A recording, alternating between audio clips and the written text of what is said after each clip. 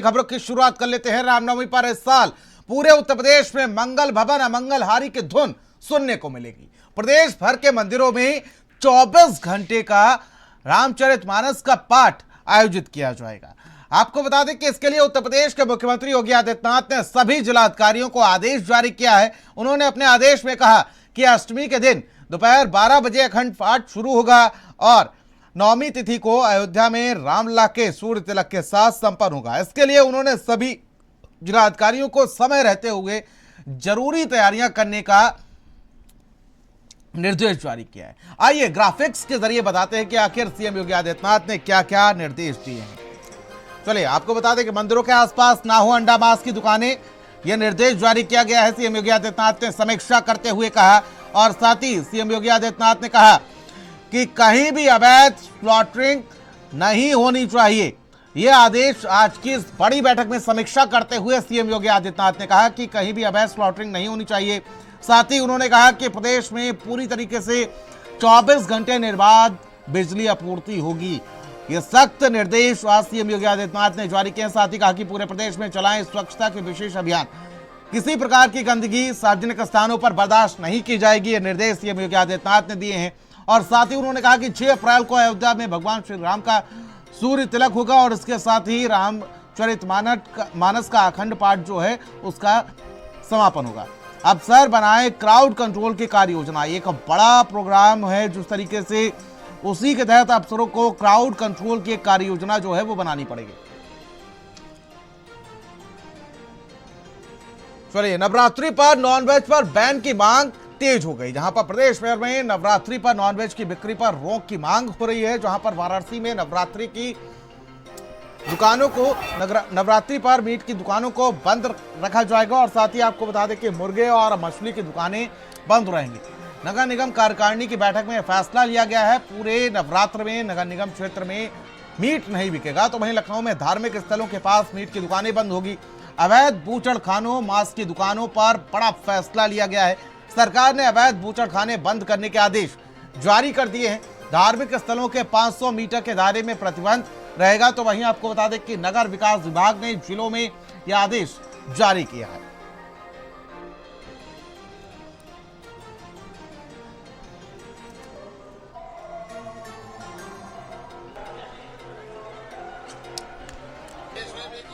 चलिए खबरों में आगे बढ़ेंगे। लखनऊ से बड़ी खबर, जहां पर आपको बता दें कि लखनऊ के बाजारों में छाई नवरात्रि की रौनक। जहां पर कल से नवरात्रि की शुरुआत हो रही है और इसको लेकर मंदिरों में साफ सफाई और साथ ही बाजारों में रौनक जो है वो देखने को मिल रही है। लखनऊ के बाजार पूरी तरीके से सज धज कर तैयार हैं। बाजारों में कलश, मां की चुनरी खरीदी जा रही है। देखिए बाजार, लखनऊ के बाजार है जहां पर नवरात्रि को लेकर किस तरीके से बाजार सज चुके हैं। मां का श्रृंगार यहां पर मिल रहा है और देखिए किस तरीके से रौनक सी छाई हुई है नवरात्रि को लेकर। तस्वीरें भी आप देख सकते हैं।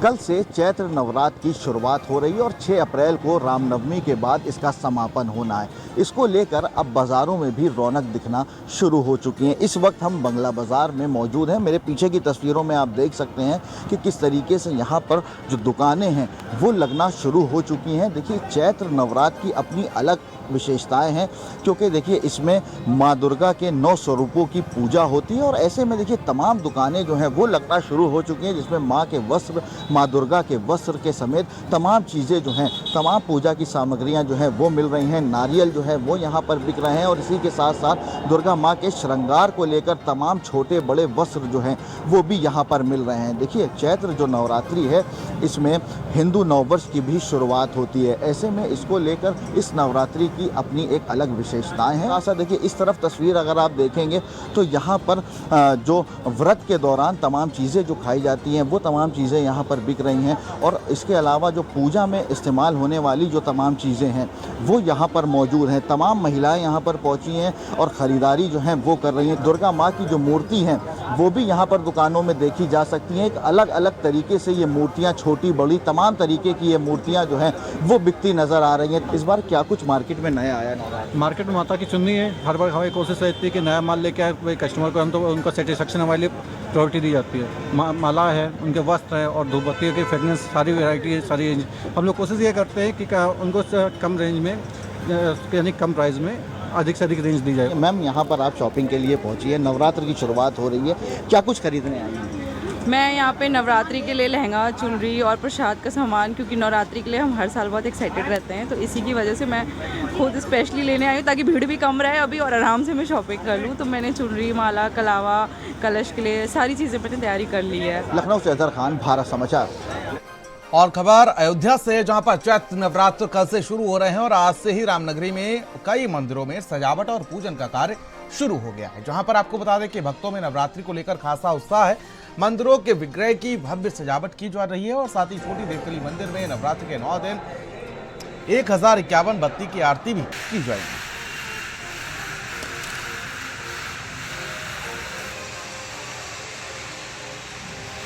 अयोध्या आके बहुत ही बढ़िया लगा। सब लोगों ने बड़े प्यार से यहाँ पे हमने राम मंदिर देखा और हनुमान गढ़ी देखा, कनक जी देखे, सब बहुत अच्छा लगा हमें। हम दिल्ली से आए हैं, वीना हमारा नाम है, अच्छा लगा। राम की नगरी अयोध्या में मौजूद देखा जाए तो कल से चैत्र नवरात्रि का कल से शुरुआत चैत्र नवरात्रि की हो रही है। उसको लेकर के मंदिरों में पूजन अर्चन के लिए तैयारियां जोरों पर चल रही हैं। अगर बात की जाए तो इसमें अयोध्या के हम देखा जाए तो हम छोटी देवकाली माता मंदिर में मौजूद हैं, देख सकते हैं कि किस तरह भव्य तैयारी की जा रही है। बकायदा जो है यहाँ पर दिव्य भव्य तरीके से सजावट की जाएगी और जिसको सजाया संवारा जाएगा। 9 दिन यहाँ पर भव्य आयोजन किया जाएगा। ये छोटी देवकाली माता मंदिर है, कहा जाता है कि बहुत ही बड़ी मानता है। अगर 9 दिन जो है कोई भी इस मंदिर में आकर के माता से मानता है तो माता उसका अवश्य पूर्ण करती है। देख सकते हैं कि यहाँ बकायदा जो है संतों महंतों का भी जमावड़ा लगा हुआ है, बकायदा वो पूजन कर रहे हैं। और कल जिस तरह से यहाँ पर जो है अगर बात की जाए तो यहाँ पर चैत्र नवरात्रि की शुरुआत होगी, उसको लेकर के यहाँ पर देखा जाए तो शाम को जो है 1051 बत्तियों की आरती भी की जाएगी। रूपेश श्रीवास्तव, भारत समाचार, अयोध्या। चलिए खबरों में आगे बढ़ेंगे और इलाहाबाद हाईकोर्ट बार एसोसिएशन का बड़ा फैसला देखने को मिल रहा है, जहां पर अधिवक्ताओं ने आंदोलन को स्थगित किया है और जनहित में हाईकोर्ट बार एसोसिएशन का फैसला सामने आया है, जहां पर जस्टिस यशवंत वर्मा के ट्रांसफर का विरोध जारी रहेगा, लेकिन काम पर अधिवक्ता लौट आए। जहां पर इलाहाबाद हाईकोर्ट में काम पर लौटे अधिवक्ता और बार एसोसिएशन ने नेशनल कॉन्फ्रेंस की बैठक बुलाई, जहां पर 26 और 27 अप्रैल को बार एसोसिएशन की नेशनल कॉन्फ्रेंस है। साथ ही आपको बता दें कि 18 हाईकोर्ट बार एसोसिएशन के पदाधिकारी प्रयागराज आएंगे, जस्टिस वर्मा के शपथ ग्रहण समारोह का बहिष्कार करेंगे और हाईकोर्ट बार एसोसिएशन अध्यक्ष अनिल तिवारी का बयान भी इस पूरे मामले को सामने आया, जहां पर भ्रष्टाचार के खिलाफ आंदोलन जारी रहेगा, ये उन्होंने बड़ा बयान दिया है।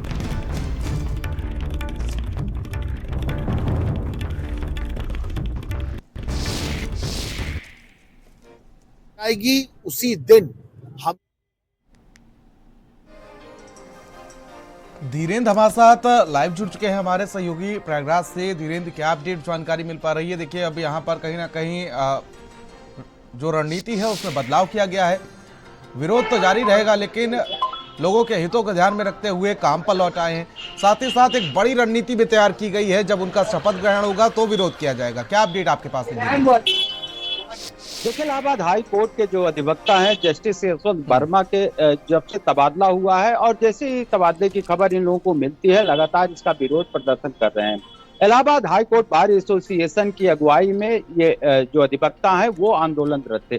इसी बीच इलाहाबाद हाई कोर्ट के जो एसोसिएशन है उसके जो अध्यक्ष हैं वो दिल्ली जाते हैं और कानून मंत्री से मुलाकात करते हैं। देर रात वो दिल्ली से वापस आते हैं। उसके बाद आज Allahabad high court bar association की बैठक बुलाई जाती है और बैठक में निर्णय लिया जाता है कि जिस तरीके से न्यायिक कार्य से अधिवक्ता विरत हैं उसमें जो वादकारी हैं उनको काफी दिक्कतों का सामना करना पड़ रहा है। इसको देखते हुए वो अपना जो न्यायिक कार्य से विरत थे उसका वो प्रस्ताव वापस लेते हुए, लेकिन जो विरोध का सुर है वो कम होने का नाम नहीं ले रहा है। लगातार विरोध प्रदर्शन भ्रष्टाचार के खिलाफ जारी रखने का Allahabad high court bar association ने ऐलान किया है। इसके लिए बाकायदे अगले महीने में 26 और 27 अप्रैल को एक बैठक बुलाई गई है, जिसमें पूरे देश के जो हाई कोर्ट है उसके जो प्रतिनिधि मंडल है बार के वो यहाँ पर आएंगे और तमाम ऐसे विषयों को लेकर उस पर सेमिनार का जो आयोजन वो प्रयागराज में किया जा रहा है। जिस तरीके से लगातार उसका विरोध प्रदर्शन यहाँ के अधिवक्तागण कर रहे थे, उनका अभी भी कहना है कि इस विरोध प्रदर्शन उनका जारी रहेगा, लेकिन वादकारियों को हित को देखते हुए वो जो न्यायिक कार्य से विरत हैं वो अब काम पे लौट आएंगे। तो इस तरह जो इलाहाबाद हाई कोर्ट में हड़ताल चल रही थी, हड़ताल पूरी तरीके से खत्म हो गई है। जो अधिवक्ता हैं वो अपनी कार्य पर वापस लौट आए, लेकिन उनका विरोध प्रदर्शन वो जारी रहेगा। हालांकि जिस तरीके से कोलिजियम की जो सिफारिश थी उसको केंद्र सरकार ने मंजूरी दे दी है। हालांकि उसमें जो त्रिस्तरीय कमेटी जांच कर रही है, इन अधिवक्ताओं का कहना है कि जब जांच कमेटी की रिपोर्ट आ जाएगी उसके बाद पुनः फिर Allahabad high court bar association बैठक बुलाएगा। उसके बाद अपनी रणनीति तय करने के बाद जो आगे के आंदोलन की जो रणनीति होगी उस पर वो विचार करेंगे और फिर आगे किस तरह से लड़ाई लड़ी जाएगी उस पर वो मंथन करेंगे। जी ठीक है। जिस तरीके से देखा जा रहा है कि जब से उनका ट्रांसफर हुआ है तब से लगातार विरोध देखने को मिला, यहां तक कि बार एसोसिएशन जो है वो हड़ताल पर चला गया, लोगों को परेशानी का सामना करना पड़ा है। लेकिन जब शपथ ग्रहण होगा तो क्या तस्वीर बनेगी, धीरेन्द्र आपसे वो भी जानना चाह रहा हूं। देखिए, जिस तरीके से पहले से ही ऐलान कर दिया था जो Allahabad high court bar association के जो अध्यक्ष हैं अनिल तिवारी, उन्होंने कहा था कि शपथ ग्रहण समारोह का बहिष्कार किया जाएगा और पूरी तरीके से आज भी वो अपने बयान पर अडिग हैं। उनका साफ स्पष्ट तौर से कहना है कि जिस तरीके से उनके ऊपर जो आरोप लगे हुए हैं अभी जांच की जा रही है और जांच में जब कमेटी की रिपोर्ट आ जाएगी उसके बाद फिर वो पुनः अपनी रणनीति तय करेंगे और बैठक बुलाएंगे। लेकिन बाद जब शपथ ग्रहण होगा तो बार पूरी तरीके से दूरी बना के रखेगा। जिस तरीके से एक आंदोलन चला प्रयागराज के Allahabad high court bar association से, इसमें कई ऐसे जो एडवोकेट के जो एसोसिएशन से उनका समर्थन था, राजस्व परिषद ने इनको समर्थन दे रखा था, कैट बार एसोसिएशन ने इनको उनको समर्थन दे रखा था। लेकिन जिस तरीके से ये लड़ाई लड़ रहे थे और कामकाज बंद करके और ये गेट नंबर 3 पर लगातार प्रदर्शन कर रहे थे, सभाएं कर रहे थे, लेकिन अब वादकारियों को हित को देखते हुए अपनी हड़ताल वापस ले लिया है और अब वादकारियों के हित में फिर से कामकाज पर लौटाए। लेकिन विरोध प्रदर्शन जो है इनका जारी रहेगा, इनका यही कहना है। जी ठीक है, बहुत बहुत शुक्रिया हमारे साथ जुड़ने के लिए आपका।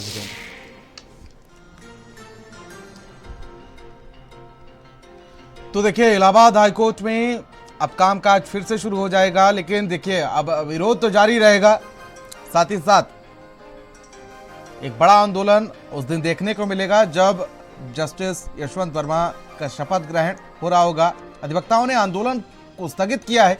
इलाहाबाद हाईकोर्ट में काम पर अधिवक्ता लौट आए हैं। 26 और 27 अप्रैल को बार एसोसिएशन की नेशनल कॉन्फ्रेंस है। 18 हाईकोर्ट बार एसोसिएशन के पदाधिकारी प्रयागराज पहुंचेंगे और आपको बता दें कि एक बड़ा आंदोलन उस दिन भी देखने को मिलेगा। हाईकोर्ट बार एसोसिएशन अध्यक्ष अनिल तिवारी का इस पूरे मामले को लेकर बयान सामने आया। उन्होंने कहा कि भ्रष्टाचार के खिलाफ उनका आंदोलन जारी रहेगा, लेकिन लोगों को परेशानी ना हो, जो वहां पर वादी पहुंच रहे हैं उनको कोई परेशानी ना हो, उसको लेकर उन्होंने काम पर लौटने का फैसला किया है।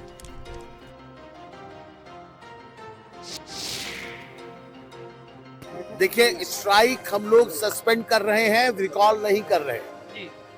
स्ट्राइक हम लोग सस्पेंड कर रहे हैं जब तक कि वो रिपोर्ट पब्लिश ना हो जाए। जब वो रिपोर्ट पब्लिश हो जाएगी उसी दिन हम लोग रिज्यूम करेंगे अपनी मीटिंग और स्ट्राइक के फर्दर कोर्स ऑफ एक्शन पर विचार करेंगे। जो भी प्रक्रिया अपनाई जाएगी वो आम सहमति से अपनाई जाएगी। जैसे कि ये प्रक्रिया भी आम सहमति की प्रक्रिया थी। आप देखे होंगे chairman Elder committee mister TP Singh आपके सामने थे अभी। और जुडिशियल कॉन्फ्रेंस कर हम लोग नेशनल कॉन्फ्रेंस करने जा रहे हैं, क्योंकि इस दौरान आंदोलन को हम जिंदा रखना चाहते हैं। हम ये बताना चाहते हैं कि आप जुडिशियल सिस्टम को हम ये बताना चाहते हैं कि हम आपके खिलाफ नहीं हैं। हम सिर्फ इतना चाहते हैं कि हम और आप पर कोई पब्लिक उंगली न उठाए।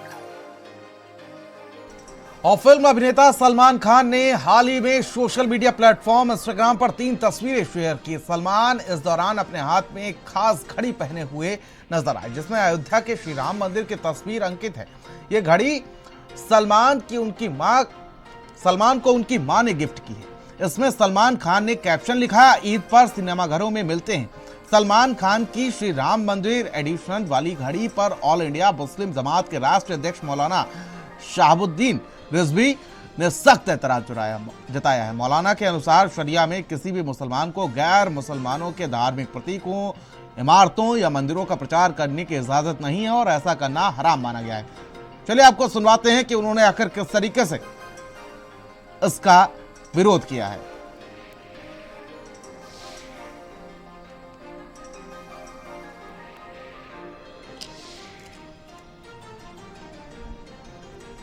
देखिए, 34 लाख की घड़ी है और सलमान की लग्जरी घड़ियों के कलेक्शन में एक नई एंट्री ली है इस घड़ी ने, और उसके बाद विवादों में भी इस घड़ी ने एंट्री ले ली है।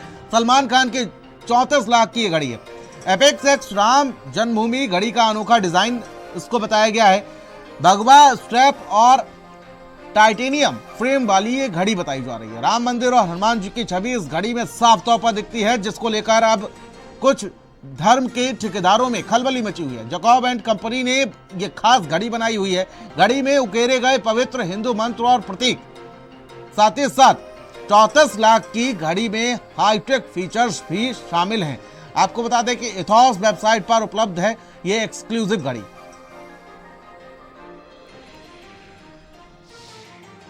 राम मंदिर के प्रचार के लिए एक घड़ी बनाई गई जिसका नाम राम एडिशन है। सलमान खान साहब ने उस घड़ी को अपने हाथों में प्रचार के लिए पहन रखा है।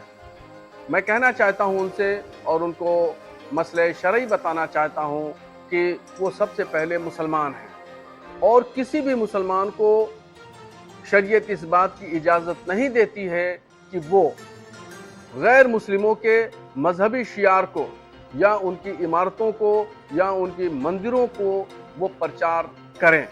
और अगर कोई मुसलमान इस तरह का प्रचार करता है, मंदिर का प्रचार करता है या राम एडिशन नाम की घड़ी पहनता है वगैरह वगैरह, तो वो शरई मुजरिम है। शरीयत की नज़र में वो गुनहगार है और ये नाजायज़ और हराम है।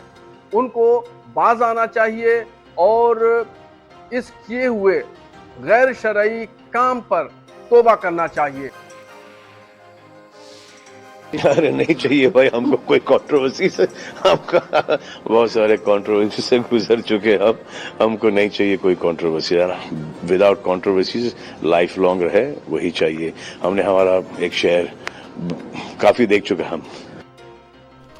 और नोएडा में पॉर्न फिल्मों के रैकेट का पर्दाफाश किया गया है, जहां पर नोएडा में घर पर बन रही थी पॉर्न वीडियोस, जहां पर वेबकैम स्टूडियो में होती थी शूटिंग। ईडी ने ज्वाली रेड और उज्जवल किशोर और नीलू श्रीवास्तव घर से एक स्टूडियो चला रहे थे। ईडी ने सेक्टर 105 में छापेमारी की, जहां पर आपको बता दें कि पॉर्न स्टूडियो चल रहा था। सब डिजी वेंचर्स के नाम पर यह अश्लील धंधा चल रहा था। साइप्रस की टेक्नियस कंपनी के लिए नोएडा में शूटिंग होती थी। सोशल मीडिया के जरिए मॉडल्स को भर्ती किया जाता था। लाइव कैमरे पर अश्लील चीजें करवाई जाती, गतिविधियां करवाई जाती थी। आपको बता दें कि 15 करोड़ 66 लाख की अवैध विदेशी फंडिंग का खुलासा हुआ है। 75% हिस्सा गिरोह के पास रहता था और मॉडल्स को सिर्फ 25% दिया जाता था, जहां पर पॉर्न फिल्मों की शूटिंग के लिए विदेश से पैसा आता था। ईडी ने स्टूडियो में मौजूद मॉडल्स के बयान दर्ज किए हैं।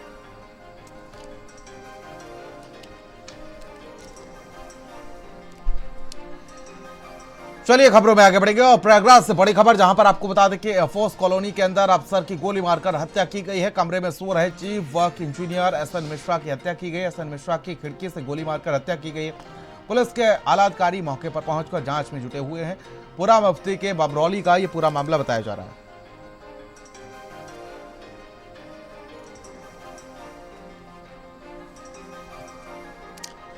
अफसर की गोली मारकर हत्या की गई है। एसएन मिश्रा की खिड़की से गोली मारकर हत्या की गई है। साथ ही आपको बता दें कि पुलिस के आला अधिकारी मौके पर पहुंचे हुए हैं और जांच पड़ताल की जा रही है। हर एंगल से जांच करने के लिए पुलिस पहुंची हुई है।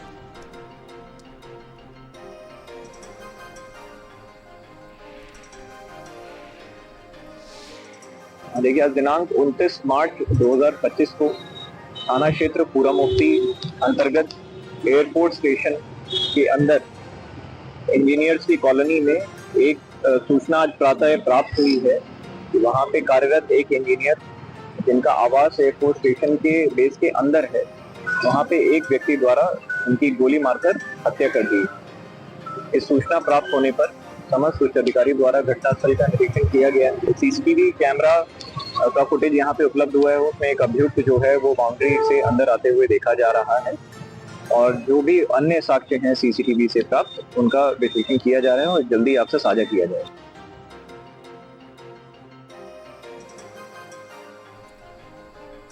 तो अफसर की गोली मारकर हत्या की गई है और साथ ही साथ आपको बता दें कि एयरफोर्स कॉलोनी के अंदर इस वारदात को अंजाम दिया गया है। पुलिस मौके पर पहुंची हुई है और पूरे मामले की तहकीकात की जा रही है। और म्यांमार में एक बार फिर से भूकंप के झटके महसूस किए गए हैं। भूकंप की तीव्रता जो है वो रिक्टर स्केल पर 5.1 मापी गई है। कल भी 2 बार महसूस किए गए थे भूकंप के झटके। और इस पूरे मामले को लेकर आपको बता दें कि 1000 से ज्यादा लोगों को इसमें अपनी जान गंवानी पड़ी है। भूकंप की वजह से 1500 से ज्यादा लोग इसमें घायल हुए हैं।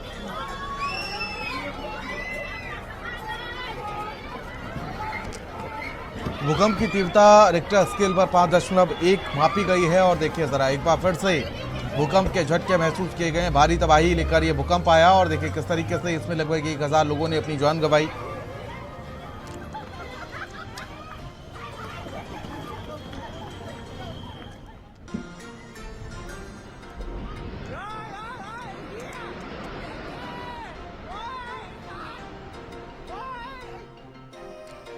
और लखनऊ में आगामी त्योहारों को देखते हुए फ्लैग मार्च किया गया है। हजरतगंज इलाके में पुलिस का फ्लैग मार्च देखने को मिल रहा है। नवरात्रि ईद को लेकर पुलिस की सतर्कता देखने को मिल रही है, जहां पर एडीसीपी के नेतृत्व में सड़क पर पुलिस फोर्स उतरी। भीड़भाड़ वाले इलाके में पैदल मार्च किया गया और लोगों को सुरक्षा का एहसास दिलाया गया। देखिए, आगामी त्योहारों के दृष्टिगत जैसे कि झूलेलाल जयंती, ईद और नवरात्रि के अवसर पर जनता में सुरक्षा की भावना जागृत करने के लिए आज ये फ्लैग मार्च जो है वो हजरतगंज क्षेत्र में, जहां पर मुख्य व्यावसायिक केंद्र है और जो भी मुख्य रिहाइश के इलाके हैं, वहां से ये फ्लैग मार्च निकाला जा रहा है और ताकि आगामी जो त्योहार है वो सभी सकुशल संपन्न कराया जा सके। मीडिया के माध्यम से सभी से यही अपील है कि जो भी पुलिस के द्वारा व्यवस्थाएं की गई हैं, जो ट्रैफिक डाइवर्जन के लिए जो एडवाइजरी जारी की गई है, सभी का पालन करें। और अफवाह अगर कोई फैलाता है, कोई भ्रामक मैसेज अगर कोई प्रसारित करता है तो उसको फॉरवर्ड ना करें, उसको पहले एक बार वेरीफाई करें और उस तदनुसार ही आप उसका संज्ञान लें।